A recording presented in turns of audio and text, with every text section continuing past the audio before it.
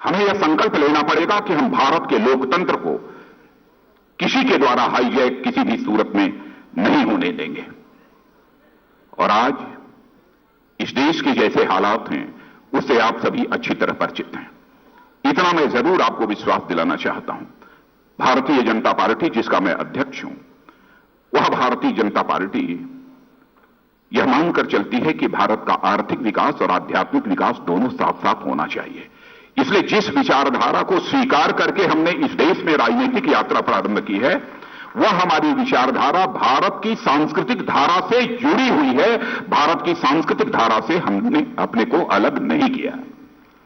इसीलिए मैं आर्थिक विकास और आध्यात्मिक विकास दोनों की चर्चा आप सबके सामने मैं यहां पर कर रहा हूं। वैसे इस देश में 6 वर्षों तक हम लोगों ने सरकार भी चलाई है।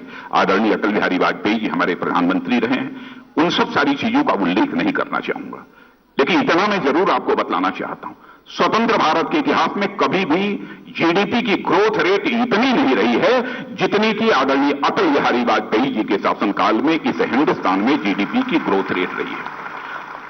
और शायद आपको इस बात की भी जानकारी होगी, हमारा देश fiscal deficit, current account deficit के संकट से जूझ रहा है। लेकिन वह एक ऐसा अवसर था जब Bharat current account deficit country नहीं था, बल्कि भारत एक करंट अकाउंट सरप्लस कंट्री बन गया था। वह एक ऐसा भी समय था कि 1998 से लेकर 2004 के बीच 6 करोड़ 70 लाख नौजवानों को रोजगार का अवसर मिला था।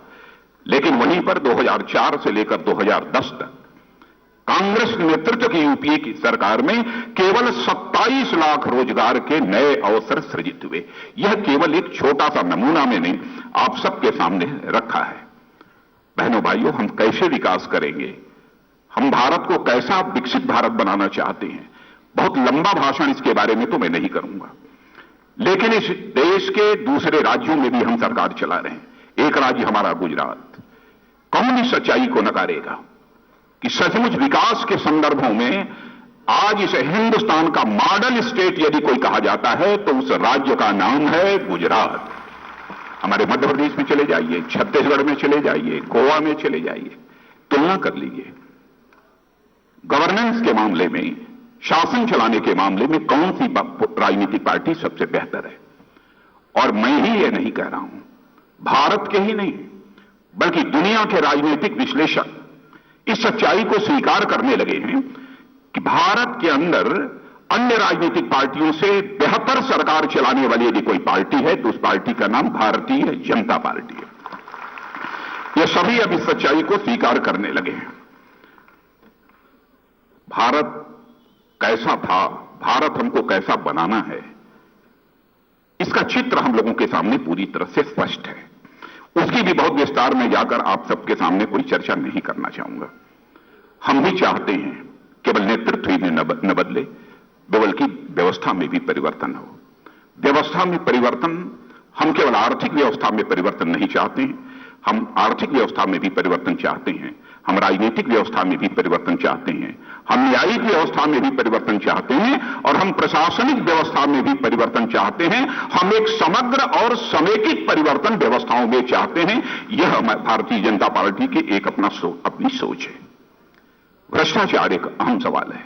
मैं बैठे बैठे यही सोच रहा था।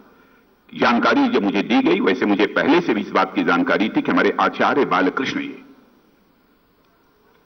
वनस्पतियों के बारे में बहुत अधिक जानकारी रखते हैं और आयुर्वेद की वनस्पतियों के माध्यम से बहुत सारी दवाएं उन्होंने बनाई हैं, बहुत सारे उन्होंने कैप्सूल्स बनाए हैं जिसको खाने के बाद बड़े से बड़ा रोग ठीक हो जाता है।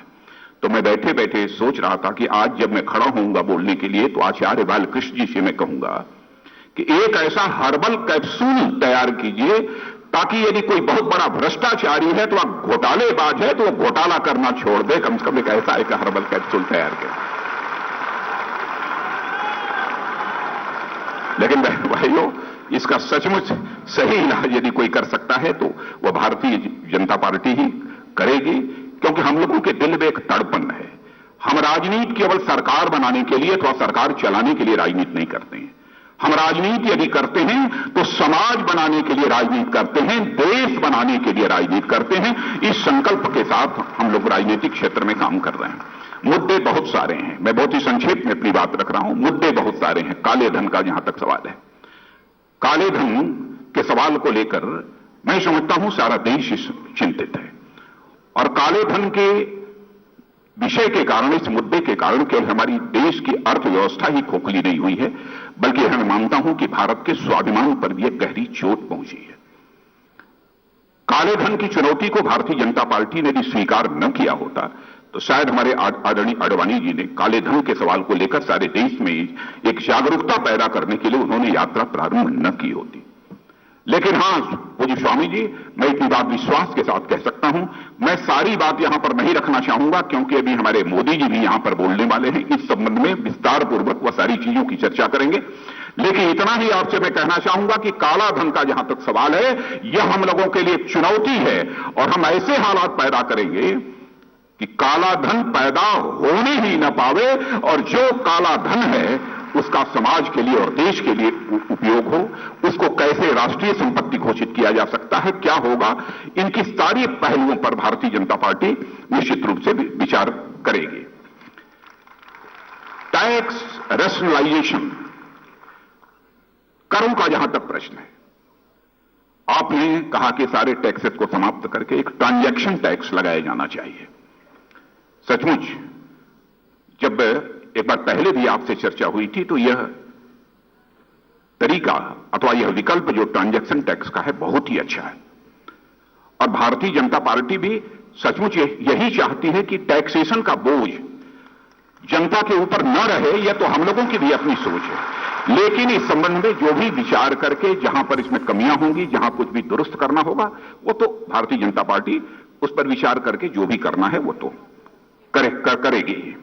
तीसरी बात मैं आता हूं, किसानों के संबंध में आपने कहा है, और मैं आपको स्मरण दिलाना चाहता हूं कि 2003 में जब भारत सरकार में मैं कृषि मंत्री था, बहनों भाइयों, मैंने अपने अधिकारियों को बुलाया और अधिकारियों को मैंने बुलाकर कहा कि यदि किसी दुकान का बीमा हो सकता है, दुकान जल जाने पर यदि बीमा कंपनी के द्वारा उसकी भरपाई की जा सकती है, उसकी क्षतिपूर्ति की जा सकती है, गाड़ी और मोटर का भी इंश्योरेंस हो सकता है, उसके जल जाने पर, बर्बाद हो जाने पर उसकी बीमा कंपनी के द्वारा भरपाई हो सकती है, तो क्या ऐसा नहीं हो सकता कि हमारे किसान के खेत की भी एक न्यूनतम आमदनी पहले से तय कर दी जाए?